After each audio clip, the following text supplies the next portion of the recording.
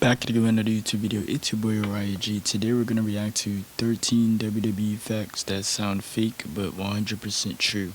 Let's get right into the video. Step into Wick Studio. Alright, we have an advertisement to start off. Crazy WWE facts that sound fake but are actually 100% true. Be sure to subscribe and hit that notification bell for daily wrestling videos and follow us on Facebook for exclusive lists. Number 13, Stone Cold Stunner is 3 words and 16 letters. The Stone Cold Stunner is an iconic finisher of Stone Cold Steve Austin, and the shocking... Now that I think about it, that is 3 words and 16 letters. So that's probably why the 316 thing with Stone Cold Steve Austin's, that's probably why. It's because his name has 3 words and 16 letters. Let's continue.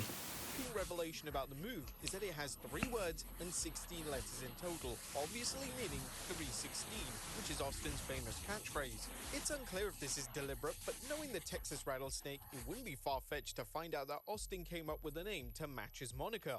Number 12, Survivor Series was almost cancelled. A Survivor Series is WWE's second longest running pay-per-view, and it's been a staple of the WWE pay-per-view calendar for decades. With that being said, after the 2009 show failed to capture the imagination of fans and suffered a Now, I did not know this, but let's continue. very low buy rate, Vince McMahon made the executive call to scrap the pay-per-view from the calendar entirely.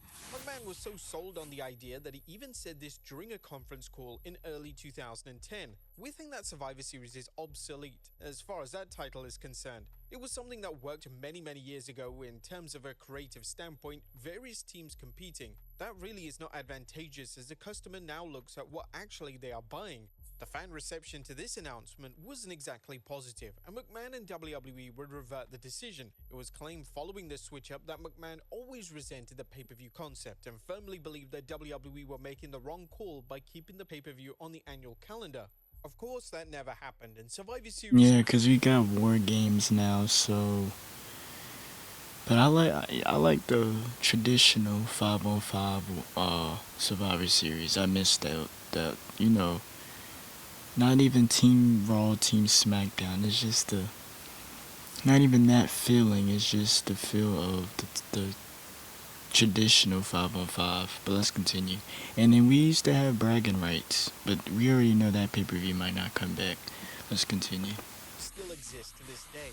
They've changed the pay-per-view quite dramatically from what it used to be. In current day, team elimination matches are rarely seen on the pay-per-view, if not altogether. The WWE tried brand warfare, and now they've adopted the War Games match for the annual pay-per-view. Number 11, Joe Hendry was once a Russian diplomat. It's common for independent wrestlers to receive roles as extras on WWE television, and in 2014, TNA megastar Joe Hendry would play a role on Raw. Hendry would play the character of a Russian diplomat for a segment with Russo. I never knew this, but hey, we learned that WWE facts, we learn new stuff, so I just would have never known that. This was about 10 years ago, because this was 2014, Rusev. And it's unbelievable to think that this so-called Russian diplomat will go on to win the TNA World title 11 years later. Yeah, 11 years. Not to mention also having a match with Randy Orton at WrestleMania 41.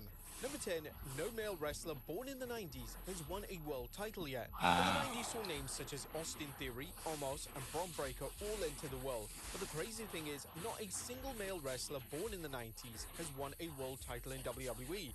And this is definitely likely... Don't worry, they'll get their time. These superstars, they're getting pushed. Either they're getting pushed or they will get pushed. change, as names such as Breakker do seem destined for the main event scene, and it will be interesting to see who breaks out to become the first name born in the 90s to become a world champion on the WWE's main roster. Number 9, Mick Foley retired at 34. When Mick Foley retired for the first time in 2000, it was presented to the audience that Foley was a beaten down old man. But in reality, he was just 34 years of age. Foley was younger than most of the top names in WWE right now, and he was even 5 years younger than the current face of WWE, Cody Rhodes. Foley didn't have much choice when it came to his initial retirement, as his body was giving up on him and he needed to take that time away. Even though Foley would return to the ring on more than one occasion, the 2000 retirement would mark the official end to his full-time run in pro wrestling. 34 years old is a young age for a wrestler to retire, because usually wrestlers retire in their 40s, 50s, and stuff like that, or sometimes 60s. Some wrestlers continue wrestling on anyway. Number 8, there were almost 300 unique title reigns during Roman Reigns' title run. Roman Reigns' historic Universal title run lasted from 2020 to 2024, and in that time, WWE completely changed. In the time that Reigns was champion, Vince McMahon would leave, wrestlers would exit the company, and names such as Cody Rhodes and CM Punk would make their grand returns to the company. A fact that highlights just how long Reigns' Universal title reign lasted for is that there were 281 unique title reigns which took place during that specific time. And yes, 96 of them were from the infamous 24. I didn't know that, but if you think about it, with Roman being champion for almost 4 years and all these other titles still changing hands, you would think there would be a lot of different, title reigns and stuff. 7 title. Furthermore, the NXT Women's Tag Team Championships were introduced and had 11 different reigns and was made defunct in that same respective time. Number 7, all of this happened to Samoa Joe during Roman Reigns' reign. Now, the career of the legendary Samoa Joe would change significantly during Roman Reigns' time as Universal Champion. In that 4-year period that Reigns was the Universal Champion, this is what happened to the Samoan Submission Machine. Samoa Joe would be assigned to become a WWE commentator due to injury. Joe was then released from the position. He was then rehired by WWE. He would become an active on the NXT brand again and even won the NXT title for the 3rd time. He was forced to surrender the title due to catching COVID. He was then fired by WWE yet again. Joe would then sign with AEW, working both in AEW and Ring of Honor. Joe would win various titles during his AEW run, including becoming AEW World Champion. Joe would take time away from AEW TV to film a show, and he would make his grand return in early 2025. Number 6, Kelly Kelly's age when she retired was in 2012. Former Divas champion Kelly Kelly made the call to retire from pro wrestling. In this same year, Charlotte Flair and Becky Lynch would begin their journeys on the NXT brand, and Naomi made her debut on the main roster. The insane thing is that all of these women are around the same age, and when Kelly retired, she was in her 20s and could have in theory lasted for at least another decade. Number 5, Adam Rose. Yeah, I didn't know that, but I should have thought about that, because she didn't wrestle for that long, so I would have thought she would have retired in her 20s. Is 3-1 against Roman Reigns. During Roman Reigns' run in FC, Adam Rose is 3-1 against Roman Reigns? That I didn't know. the company wasn't yet sold on the idea of him being a top guy, and this meant that he often lost a lot at live events. Oh, this was FCW, Florida Championship Wrestling. Hilariously, Reigns had a total of 3 losses and 1 win against Adam Rose, who was wrestling under the name Leo Kruger at the time. The idea of Reigns losing 3 matches against anyone in 2025 was insane, and having 3 wins over Reigns is quite the achievement, jobber or not. Number 4, WWE is now older than WWF. There is a certain number of fans who are still not I'm glad to hear that. used to calling WWE, well, WWE. These fans still opt to call WWE WWF, and they often refer to the company as the Fed. The company was forced to change its name in 2002 due to a legal battle with the WWF charity, and now that it's been 23 years since the name change, WWE have officially been known as WWE longer than they were known as WWF. WWE filed for the initial trademark for WWF back in 1980, and this meant that the company was only known as WWF officially for 22 years. Number 3, Brock Lesnar has never wrestled a match on the USA Network. The WWE quite rightly liked to keep Brock Lesnar as a special attraction following his 2012 WWE return.